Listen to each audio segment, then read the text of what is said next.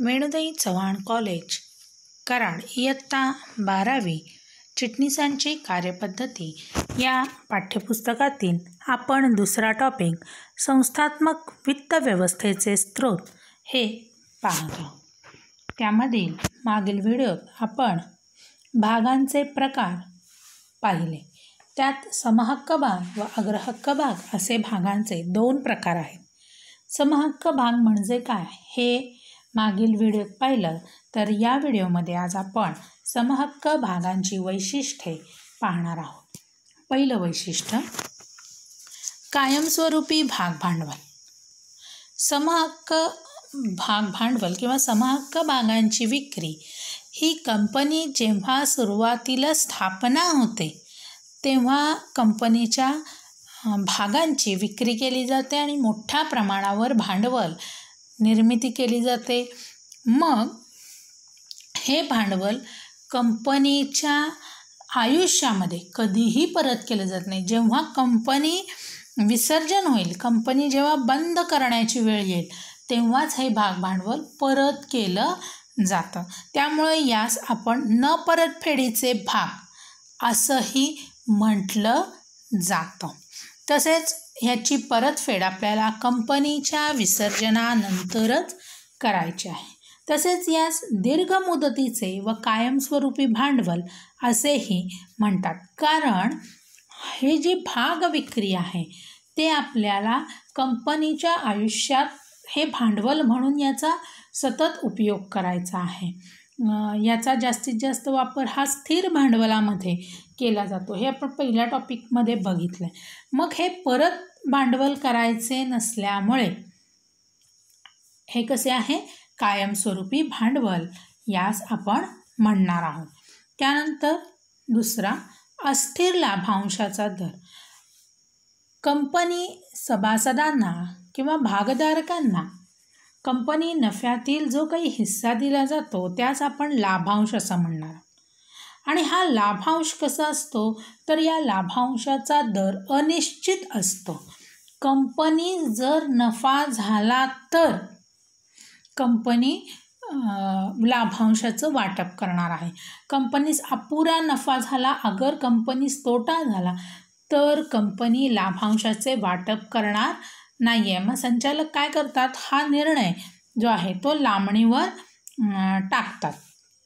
म्हणून लाभांशाचा दर हा कंपनीच्या नफ्यावर अवलंबून असतो।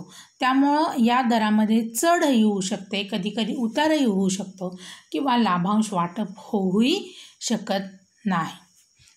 तिसरा हक्क। हे हक्क जे आहेत ते फक्त आणि फक्त समहक्क भागधारकांनाच दिले जातात, कारण समहक्क भागधारक हे कंपनीचे खरेखुरे मालक असतात। मग यांना मतदानाचा हक्क दिलेला असतो।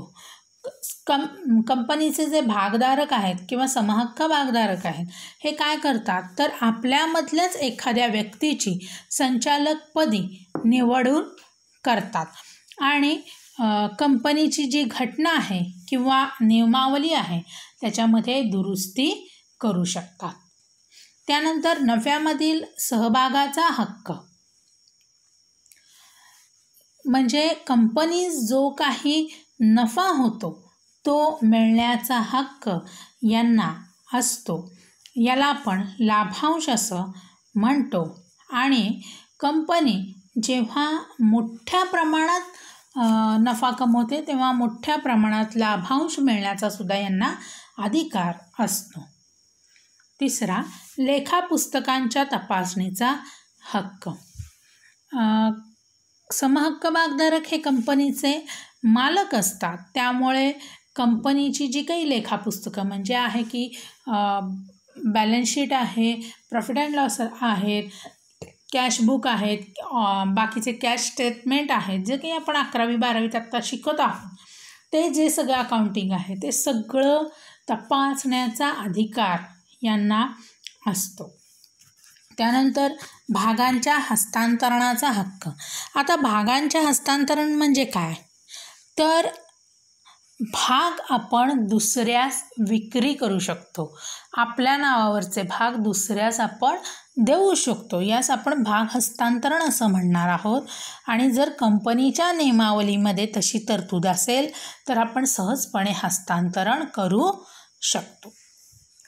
पुढचा चौथा, अग्रहक्क नाही. आपण मागच्या वेळेला समहक्क भागधारकांची जी व्याख्या पाहिली, त्याच्या व्याख्येमध्ये ज्या भागांना अग्रहक्क भाग नाहीत त्यांना आपण समहक्क भाग असे म्हणतो.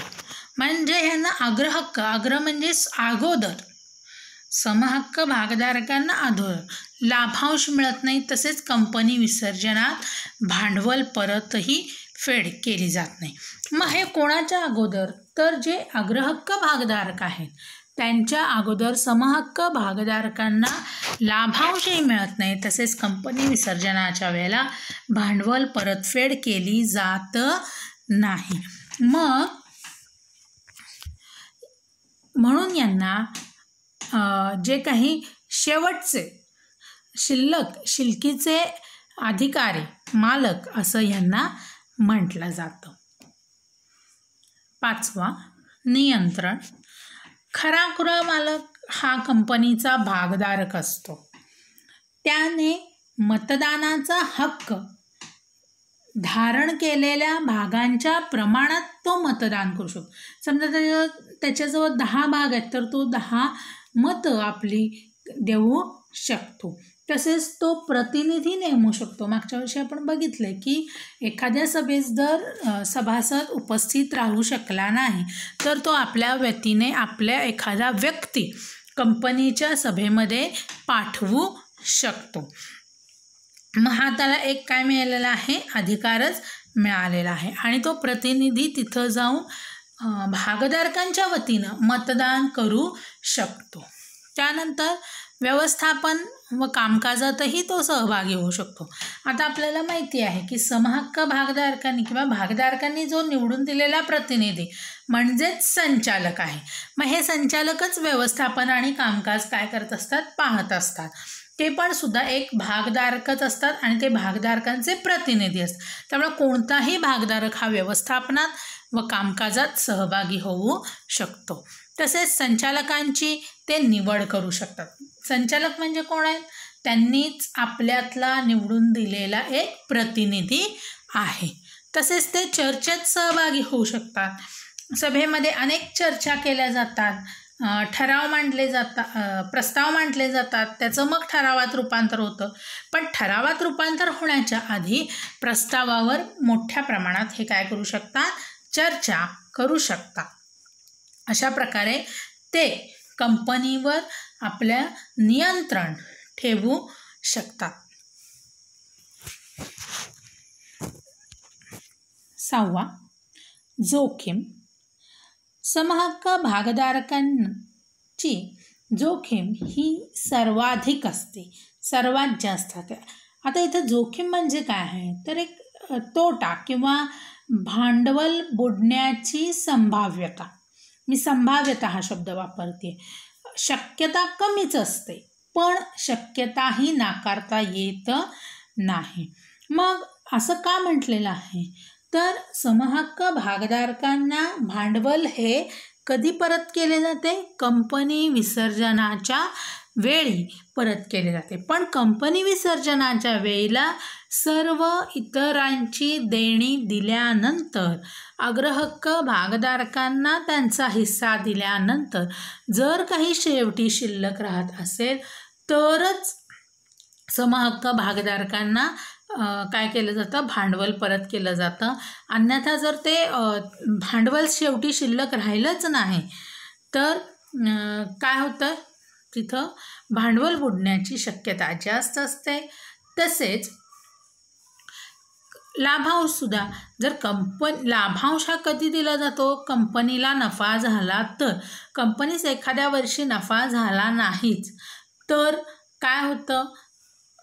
कंपनी लाभांश देत नाही, मग त्या वर्षी त्यांना काही आपली मिळकत मिळत नाही. त्यामुळे काय होतं, कंपनीचा नफा कमी झाला की लाभांश मिळत नाही, आणि लाभांश कंपनी एखादी देऊ शकली नाही तर त्याचं बाजार मूल्य कमी होतं, कारण त्याच्या भागांना भाग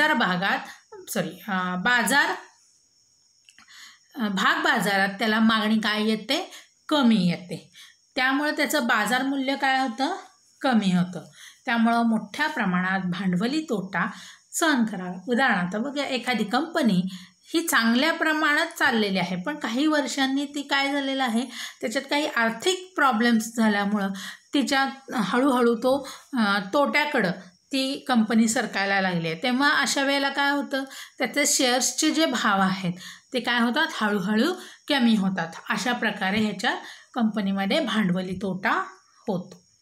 7वा, अवशेष भागांचे दावेदार. बघा, कंपनीचे सर्व खर्च, विविध कर व व्याज, मुद्दल इत्यादी देऊन झाल्यावर समहक्क भागधारकांना सर्वात शेवटी काय केलं जातं, परतफेड, भांडवलाची परतफेड केली जाते. मग मालमत्तेत उर्वरित भागाचे दावेदार म्हणजे अवशेष भागाचा दावा, म्हणजेच कंपनीच्या मिळकतीवर अंतिम दावा, उर्वरित रक्कम मिळण्याचा फायदा होतो. म्हणजे याच्यामध्ये कसं म्हटलं आहे की जे काही समहक्क भागधारक आहेत त्यांना सर्वात शेवटी म्हणजे अग्रहक्क भागधारकांना भांडवल परतफेड केल्यानंतर किंवा लाभांश दिल्यानंतर जे काही शिल्लक राहील, मग ते कधी कधी कमीच राहील असं नाही आहे, जास्तही राहू शकतं. किंबहुना अग्रहक्क भागधारकांना किंवा कर्जरोखेधारकांना जे व्याज दिलं जातं, किंबहुना त्याच्या दुप्पट लाभांश हा भागधारकांना तिथं दिला जातो. त्यामुळे उर्वरित जी काही रक्कम राहिली आहे त्याचा फायदासुद्धा या समहक्क भागधारकांना होत असतो. त्यामुळे त्यांना अवशेष भागांचे दावेदार म्हणतात. प्रत्येक वेळेला पैसे शेवटी कमीच उरतील असं नाही. तर समजा कंपनीला 50 कोटी प्रॉफिट झालेला आहे आणि तो वाटप योग्य आहे, मग एक 10 कोटी रिझर्व्ह फंडला म्हणजे संचित नफ्यासाठी बाजूला काढून ठेवला, 40 कोटी राहिले, मग 40 कोटीमधले 20 कोटी हे तुमचे व्याज देण्यात गेले. अग्रहक्क भागधारकांना सुद्धा त्यांचा लाभांश ठरलेल्या दराने दिलेला आहे.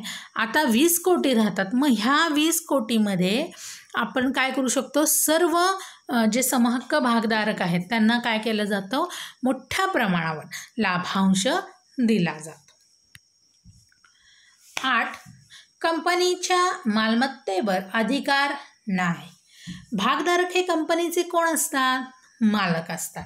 परंतु मागच्या वर्षी आपण बघितलेलं आहे की कंपनी ही एक कृत्रिम व्यक्ती आहे. कंपनीला स्वतःचा सही व शिक्का असतो.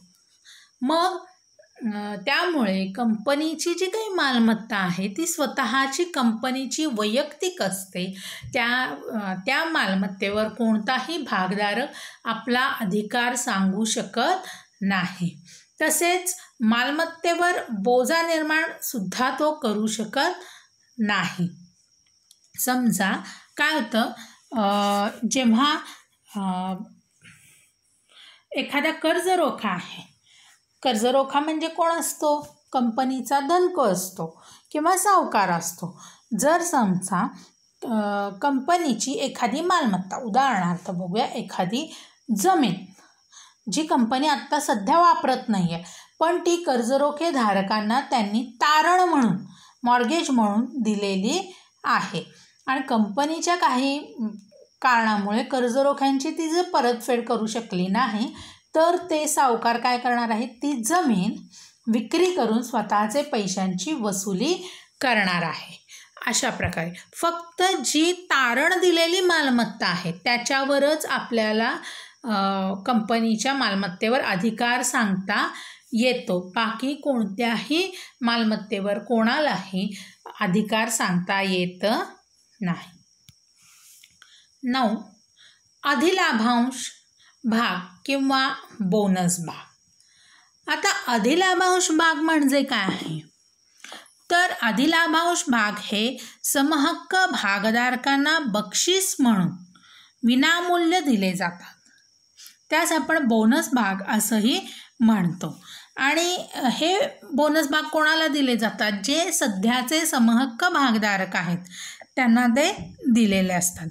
जो काही कंपनीस पूर्ण नफा होतो आणि दरवर्षी कंपनी त्यातला थोडाफार भाग बाजूला काढून ठेवत असते.